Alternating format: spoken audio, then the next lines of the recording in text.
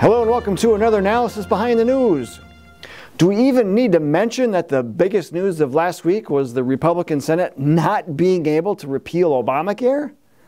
Folks, if you're not convinced yet that the Republicans are just as bad as Democrats, if not worse, regarding adherence to the Constitution, then just look at the track record of the Republicans in Congress from the last few years. They hold a majority of the legislative and enforcement power, and what has gotten rolled back? Nothing from Congress, but some from the President. If you're placing all of your hope in politics, then I've got some bad news for you. You may as well dig a hole in your backyard and throw in your life savings in the hope that a liberty tree will sprout. The end result will be the same. So what do? We go back to the basics.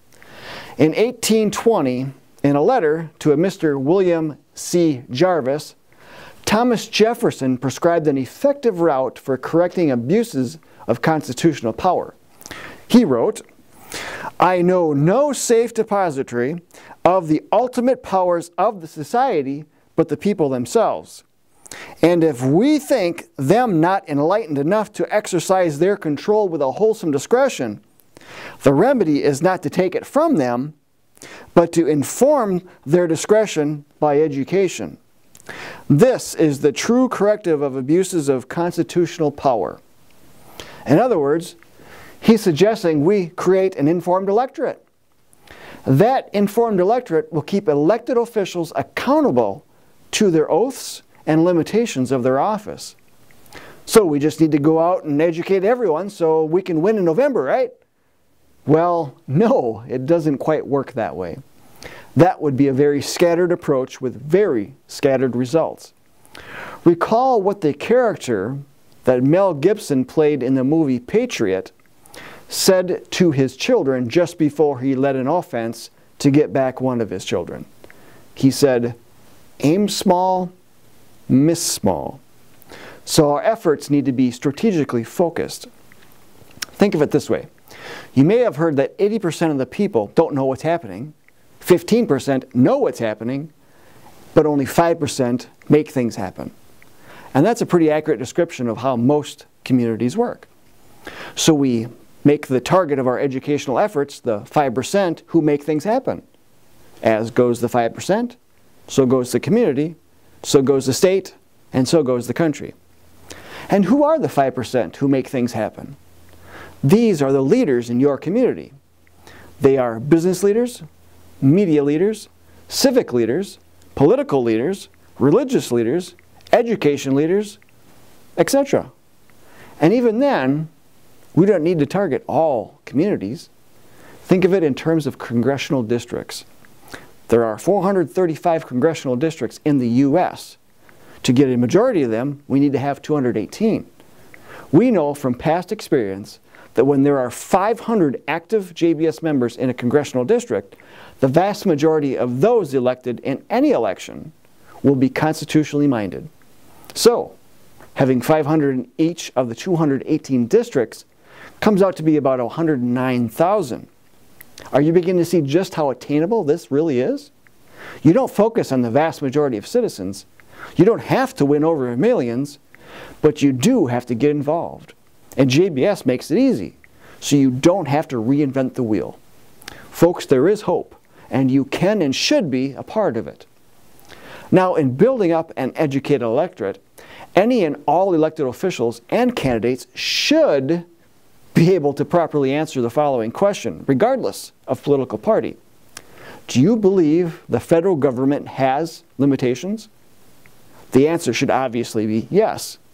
If it is not, replace that person as soon as possible. If they answer in the affirmative, then have them point to where these limitations reside.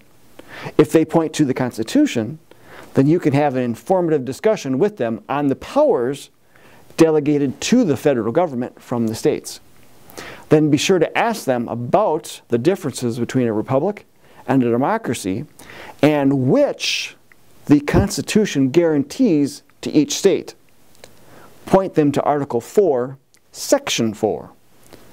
The differences between the two are vast, and it's important that these differences are well known, not to mention the history behind each. Again, our elected officials and candidates running for office should know these, but more importantly, the electorate absolutely must know. It would probably surprise many today that our founders were adamant about providing and protecting our republic against a democracy. And this founding principle was well known to all Americans until about 1912.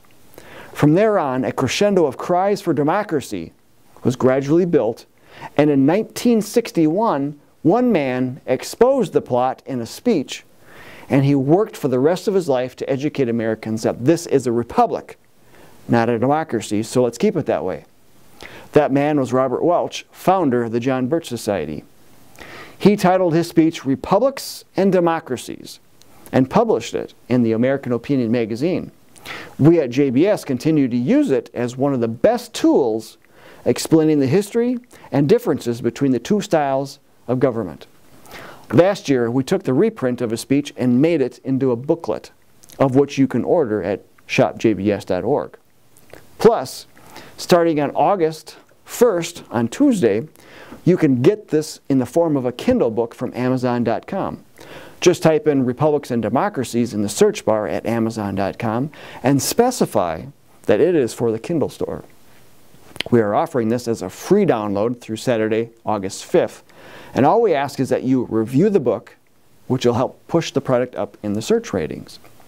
So, be sure to forward a link to your family, friends, and associates.